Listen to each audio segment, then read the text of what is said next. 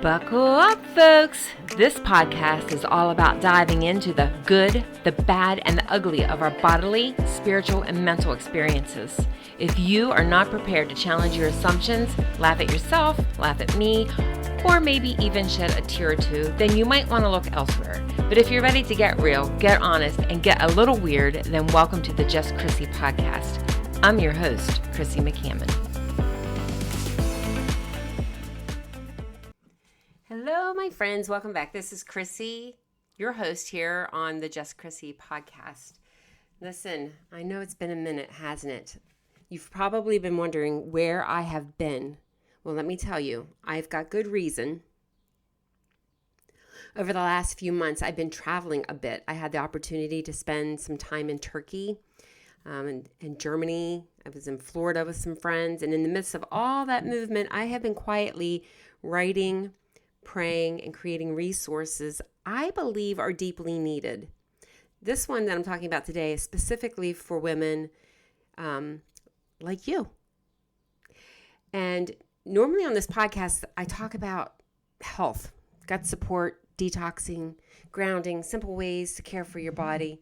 And I love all of that.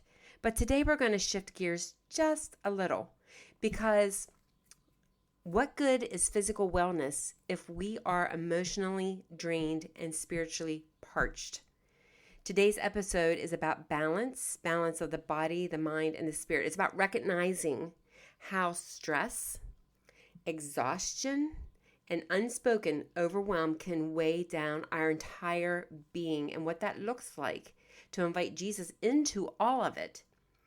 And it brings me to something new. Something really personal I've been working on. I just released my very first book, a devotional called The Cry, The Crib, and Christ. I kind of focused it on brand new moms, but it really isn't for just brand new moms. It can be for any young mom who's feeling stretched thin, feels like they're trying to hold it all together, wondering where her own soul fits into the chaos of motherhood. So if you've been needing a breath of grace, you're in the right place. Do you like how I rhymed that? Let's talk about sacred balance, like mom guilt, Jesus in the middle of the mess, and why your soul matters just as much as your to-do list. Grab your coffee, tuck in, and let's just get into it. Let's talk about why I wrote this book. I wrote it because I remember the weight of being a new mom and a young mom. The long nights, the pressure of feeling grateful even when I was exhausted. The fear that I was failing, and that was even after I had a couple of children. I always worried about if they felt loved enough, if they felt loved equally, all those questions that nag at you as a mom. The joy that caught me off guard in the tiniest moments, the ache of wondering where I had gone wrong and where I had gone in the middle of sped up laundry and feedings, because you do change. Motherhood does change you. And when I was looking here a couple months ago at the devotionals that were available out there, and there probably are some out there, but I just didn't see any that kind of spoke about the realness and the rawness of early motherhood. I feel like as Christians, sometimes we focus on all the wonderful things, and we never talk about the things under the surface that may be bothering us. So there weren't, what I would say, many books or devotionals that spoke to the emotions of motherhood, the raw parts, the spiritual questions, the days that felt lonely, and yet God is there right in the middle of it. So this book is for the mom who loves Jesus, but also kind of wants to cry in the pantry. The one who misses her old self, but wouldn't trade this new love for anything. The Cry, the Crib, and Christ is a 30-day devotional that pairs honest reflections with encouraging scripture and journaling prompts. Each day is intentionally short. I made them short because, let's be real, time is a luxury when you are a mom. But the pages are open-ended, so you can jot down what matters to you in that moment. Some days you'll read and cry, some days you'll read and smile, some days you might just stare at the page while nursing, and that's okay too. There's no pressure, just space for God to whisper into your weary places, space for you to be able to breathe. Let me give you a peek at the journey we walk through in the pages. We cover like topics, for instance, how motherhood reshapes your identity, navigating the changes in your marriage, dealing with the fear of failure or not enoughness, not being enough, finding peace in sleepless nights, recognizing God's presence in quiet and unglamorous moments, resting in grace instead of guilt, learning to bond, heal, trust, and breathe again. It's not all heavy. There are moments of laughter and joy because, let's be honest, motherhood, like once we have those little babies, like I'm talking from a mom, but also from a grandma. Like, I'm so proud of all the little moments. And I get smiles, like they just make you smile. It's a reminder too that you're not broken. You are becoming. You're coming into a different season of life. You're becoming the mom that your child needs. And more importantly, the daughter that God loves. Here's a little taste of some of the short topics inside. One of the days is when everyone has advice. Some advice will soothe you, some advice will sting, but God's voice will steady you. Tune into Him before you tune into everyone else. Here's another one. The baby isn't the only one growing. While you feed, rock, burp, and love, God is growing you too. He's maturing your heart, not just your baby's body. Another day, Jesus in the rocking chair. He's not absent in the nursery. He is sitting with you, holding you as you hold them.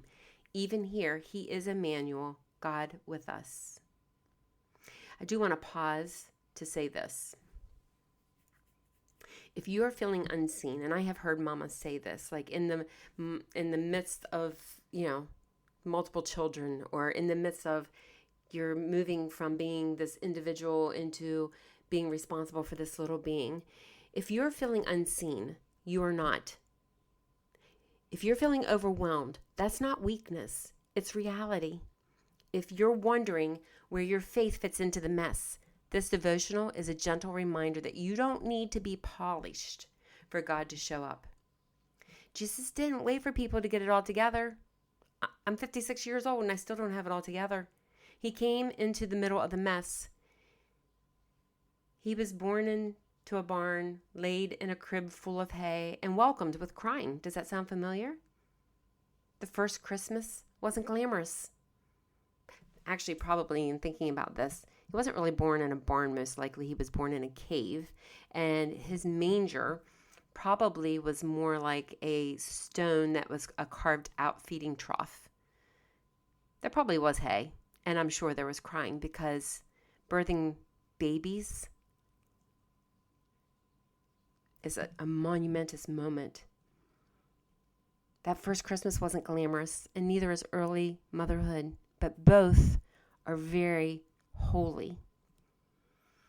So how do you use this devotional? You don't need to start on day 1 of the month. You don't need to have it all figured out. You just open the book wherever you are and let the words meet you there. Some moms might keep it in their nightstand. Others may leave it near the rocker or a changing table. Others might take it outside while the baby naps in the stroller. Wherever it fits into your life, wherever you can fit it in, however you use it, it's yours. It's not about perfect consistency. It's about connection, grace-filled, slow, honest connection with God.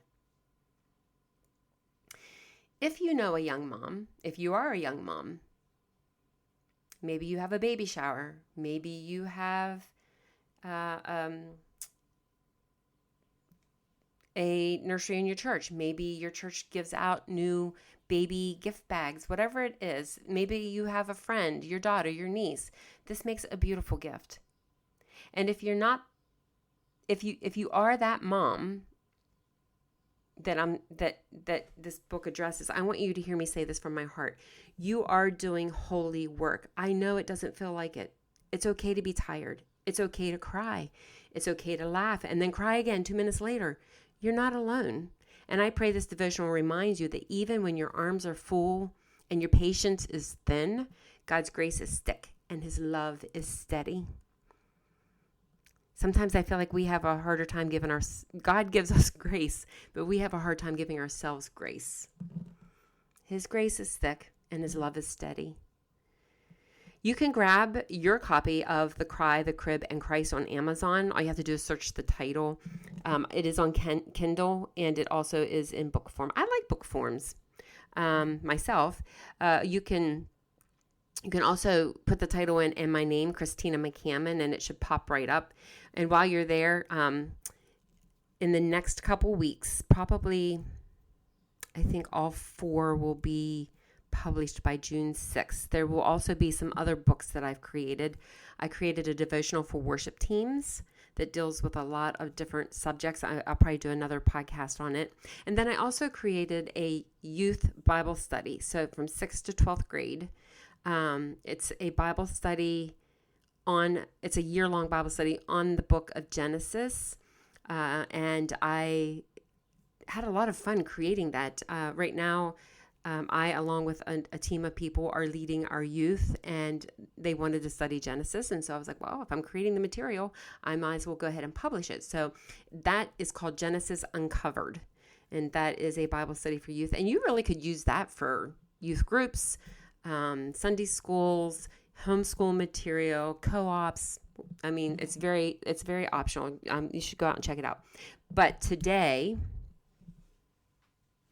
May 30th, 2025, The Cry, the Crib, and Christ is officially published on Amazon. So thank you for joining me today. And whether your child is asleep, squirming, or you're catching a breath while someone else holds them, I hope you feel a little more seen and a lot more loved. The season doesn't last forever, but God's presence is in it. That's eternal. So take heart, Mama. You got this. And more importantly, God's got you. Until the next time, this is Chrissy, cheering you on in the sacred, sleepless, grace-filled days ahead. You can also find the link in the description of this podcast. Have a great day.